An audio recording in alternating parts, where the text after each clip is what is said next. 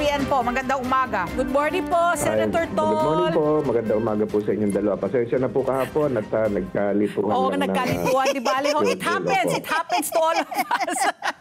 Alam mo, hindi ko alam, Senator, kung namamonitor nyo, pero sinasabi namin dito sa ESPN how very disappointed we are na hindi na-appreciate ng botanteng Pilipino yung mga batas that you sponsored. And ito nga, napasa nga yung sinabi po nating dalawang landmark laws before the May elections. Ano? At, darating po tayo dyan. Darating po yan. Opo. Ma-appreciate din po yan. Ma-appreciate din pa. Pero hindi tamang panahon ng kampanyahan, hindi nila naintindihan, pero darating din po dyan. correct nga. Di ba remember, no, nakausap natin si Guido David nung nagkaroon ng Okta Research.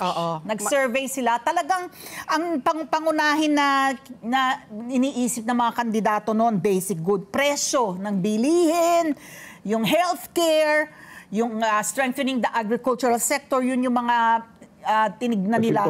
Tapos sadly, tama po, kasi hindi nila na-appreciate na pag nakuha natin yung yaman dagat ng West Philippine Sea, yung energy resources, ay bababa po yung presyo ng kuryente sa Pilipinas at bababa rin po ang presyo ng bilihin. Correct. Makakapangis na hindi ulit pa dyan. nila na-appreciate yan. Balang araw po, darating po dyan. Balang araw, they will be able to appreciate what you did. Yes. Reaction niyo po muna before we go to the meat of the matter nga dito ngayong umaga.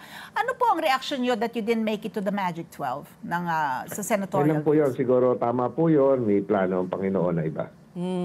God has other plans. other plans. Yung iba minsan akala mo setback pero set up for something better for you. Oo.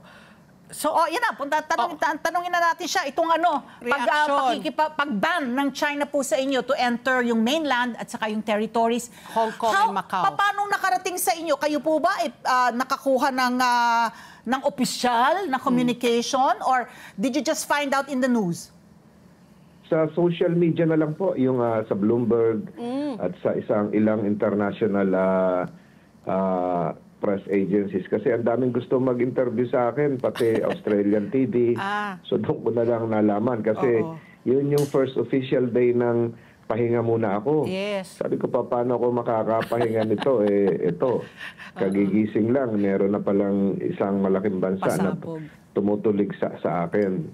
So, Senator Tol, ito po, no, did you see it coming? Inaasahan niyo ho ba na dahil po sa dalawang landmark na mga batas po ninyo, ay bubueltahan po kayo ng China sa ganitong paraan? Hindi lang po yung batas na yun eh.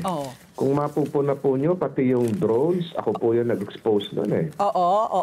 Napatunayan naman po yan, mahigit 100 pa hindi nahuhuli. Kung mapupuna nyo po, ako rin po yung nag-expose ng hacking sa harap mismo ng Comelec. Yung nahuli. 19 po yung nakakulong ngayon. Nakalimutan na po ng mamamayan yan. At 3 days before the elections, minahuli pang mga Chinese hacker sa Baliwag, Bulacan. Hindi na lumabas sa dyaryo yan.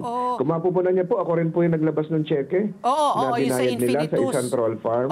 Kung mapupunan niya rin po, napatunayan tayo rito, isa po tayo nag-expose ng Alex Goo case.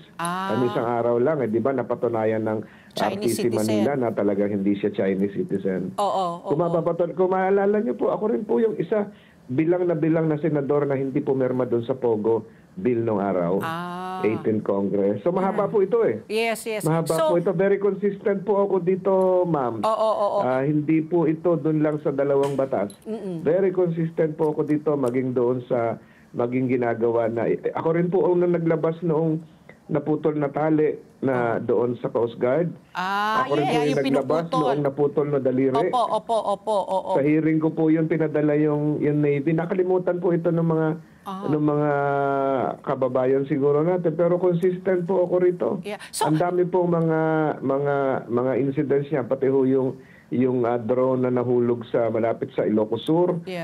Karagatan ng Ilocos Sur bago po magbotohan. Hindi lang po naalala siguro. Pero